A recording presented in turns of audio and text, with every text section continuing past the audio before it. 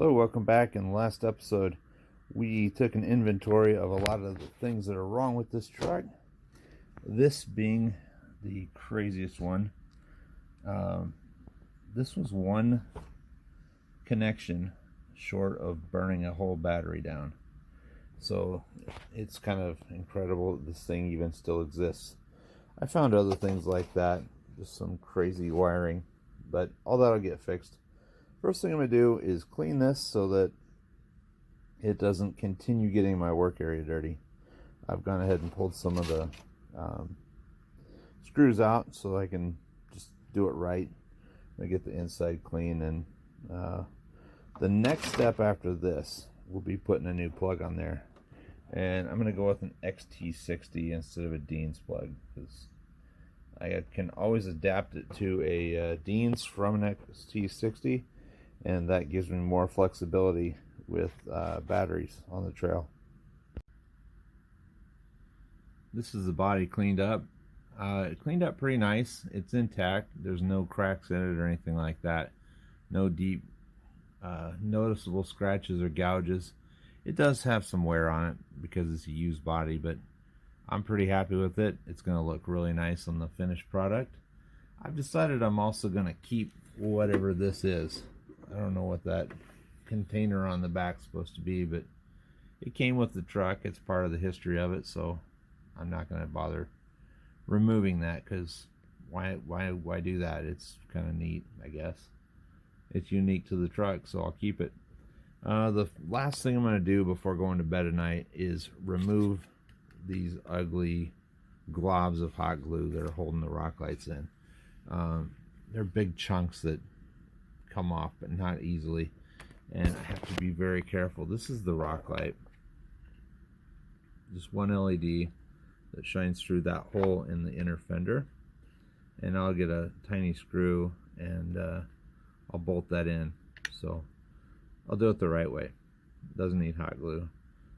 It just needs 4 screws and a nut on the back of it to keep it in place. Probably get a nylon lock washer, but once that's done, I'll probably wait till tomorrow to give this a good scrubbing, because it's filthy, and then my table will stop being dirty as well. But my main goal tonight is to finish excavating these rock lights on the tail of the vehicle, and then yeah, like I said, tomorrow I'll be cleaning, and from there I've got some nice parts to go on.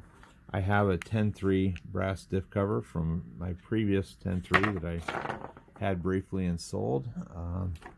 I have another Apex strap here that has the rubberized back coating on it. You can see it's sort of reflective, and that will go here. I'm going to move the ESC and the power switch out of this battery tray over this side here. Once it's clean, it'll be able to stick down with some adhesive. So this will be a nice truck tomorrow. I'm going to obviously take care of this plug here. That is a disgrace.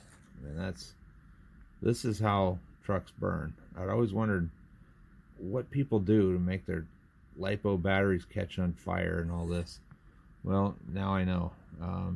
That's just sloppy. That's dangerous sloppy, and that's what would get people kicked out of environments where you'd like to go crawling.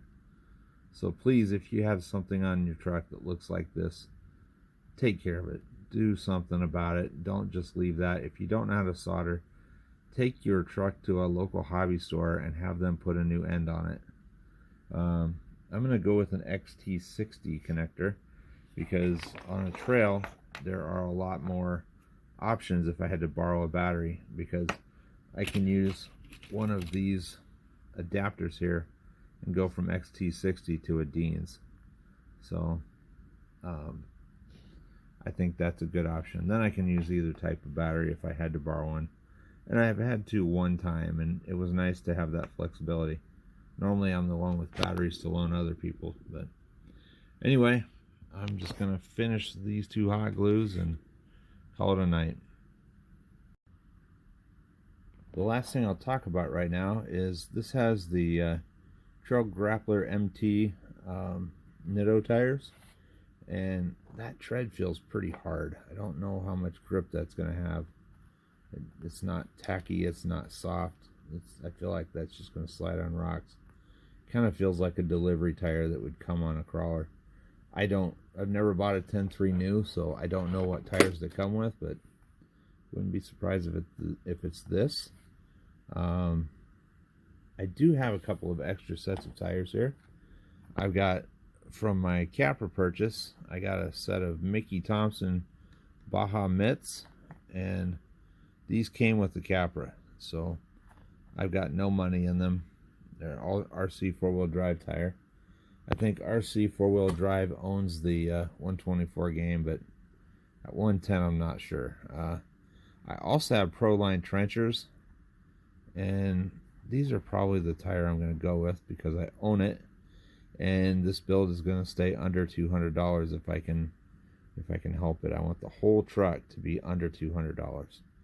So I think the trenchers are the ones to go with. I think that's about the same size. It's, I believe, a 4.75. Yeah. Let's see what that says on the tread there. Yes, that's a 4.75. So I think I'm going to go with the trenchers.